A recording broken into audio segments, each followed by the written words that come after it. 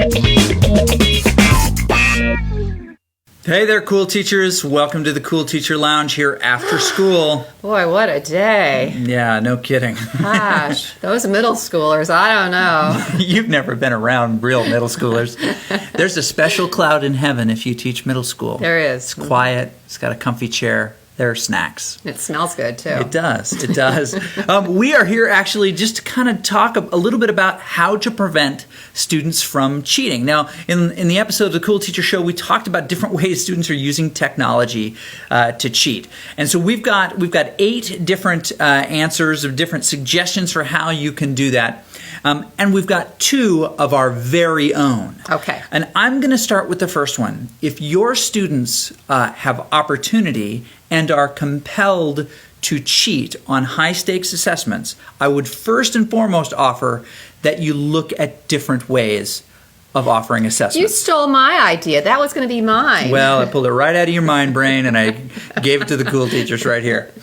Yeah, honestly, I mean, we have to ask ourselves, I think, as teachers, if somebody is able to get the answers, and the answers are enough, not how to employ and to use those answers, then there's some concern about how we're actually assessing. So I'm a huge fan of what can the students create with the knowledge that they have, and then that we look for opportunities to then use that assessment to compare against the expectation. Yes, and that makes it much more interesting for the student. Oh, yeah. Too. They're much more motivated to create something to demonstrate learning, such as any kind of an alternative assessment, whether it's their own e-portfolio or whatever it is. You need to always keep in mind the words that read across Barbara's lower back tattoo, which says personally relevant, authentic, and situated. Right. Because she's always concerned about good assessment and learning strategy. Right. Personally relevant, authentic, and situated. Right. And that falls into I'll say my one little blurb here, and that is that we have to also think about what are we teaching what are we expecting our students to learn today? Because the world has changed. Yeah. Do we really need to have kids memorize state capitals? Yeah. I'm not quite so sure about that. I mean, I know some people would argue with me, and that's fine. You're entitled to your own opinion, just as I am. But I tend to question some of the things that we require our students to have to know. In the year 1492, Columbus learned to tie his shoe. Is that what it is? Right. Right, okay.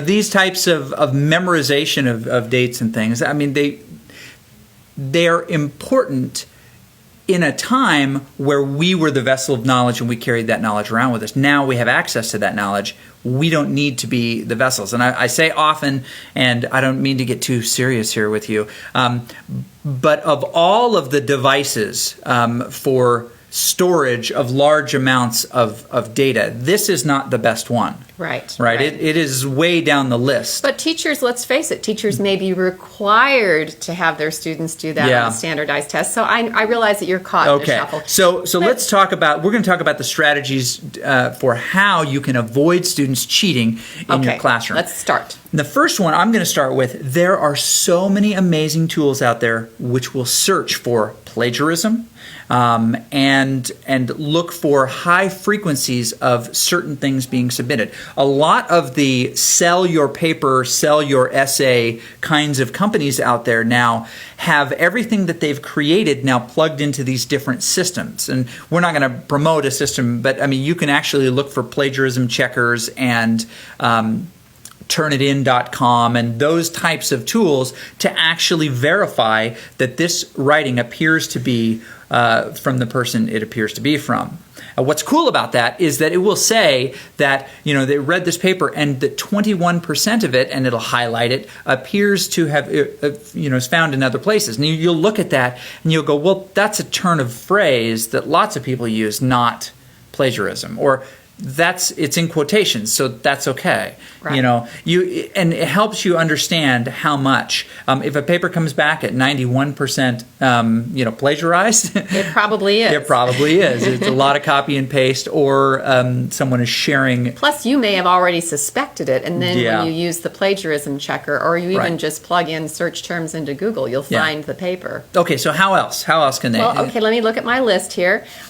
You should prohibit students from leaving the class during a test. Yeah, so some of the problem in testing is created where a student will either take a snapshot or finish the test and then send answers back into people. And I would never have thought of that. And I Yeah. think I'm a pretty sneaky person. Yeah, yeah. Someone will often take a dive on a test just to get the questions so that they can then send them in to their classmates and say, Yeah. well, I'll take the F I this guess time. there are going to be instances if a student's really sick and they have to leave the classroom, but you have to sort of wonder what's going on If you there. have to spew in this. Oh, gosh. Right. So also, sitting at your desk while people are taking an exam, not an effective way to battle cheating. You need to move around the classroom. If you're going to have an assessment where all of the students take it simultaneously and it's relatively high stakes, at least in your classroom situation, rotate, move around. Make it unattractive for someone to try to look at other devices. Even if you have students place their phone in a box at the beginning of the room, it doesn't mean that they don't have another device that they can access stuff. Right. Personal devices that access the internet are so plentiful right now. Well, and another thing that you can do is have clear consequences, have a cheating policy, and then have clear consequences on what happens if that policy is violated. And you might also consider having these discussions at the beginning of the school year with your students and saying, well, what do you consider cheating? Yeah. And what do you think is a fair consequence I'll for cheating? add It'd to be that. interesting to see Yeah. what the students have to say. I'll add to that. I think it's okay for teachers to share personal experiences. You know, I was in 4th grade and I cheated on an exam, and it was just one grade and it got me a little bit closer, but I've never forgotten how guilty I felt and would have rather taken a poor grade on it than feel the way I do. That's a great point. Yeah, ethical. Because it makes you more human, It which does. you are. Yeah, I guess. Yeah, Maybe. This is the theory. If I'm a robot, I'm not a very well built robot. Let's go there. There's a little too much stuffing. That's one of those things. Prohibiting students from having any devices or any personal items at their desk will also help. If you want to put water bottles and a student needs to, take a water break, you can have that up at the front of the class or something like that. But keeping personal items away from desks will also help to do that. That doesn't mean that a student couldn't write something on their arm, or the bill of their hat, or things like that. Or have a personal device somewhere. But that's why walking around the room will help too, because then they might think, twice about having a cell phone in their pocket. That's exactly right.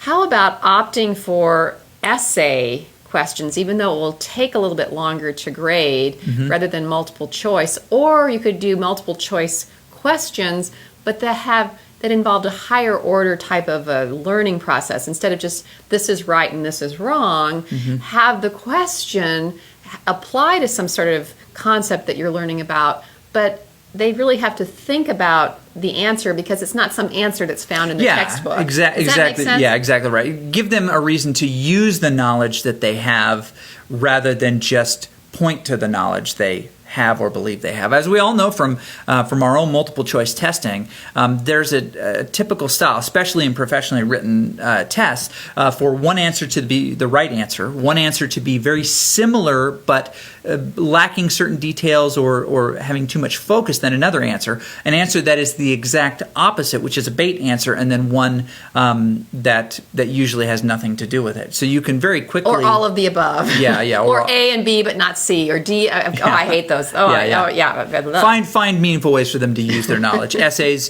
with their own writing or other ways of demonstrating what they know.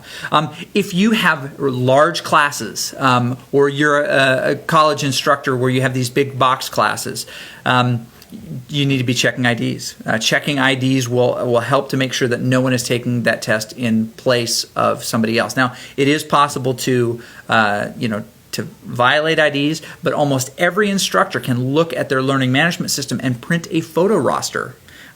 Colleges especially and school, high schools too, and middle schools take a yearbook photo, and most of those are plugged into the learning management system, and you can compare those photos one to one because it should be, if it's their student ID, the same photo. It should be. It should be exact Definitely. same photo. And the final idea we have is that you should create different exams for different classes, Yeah.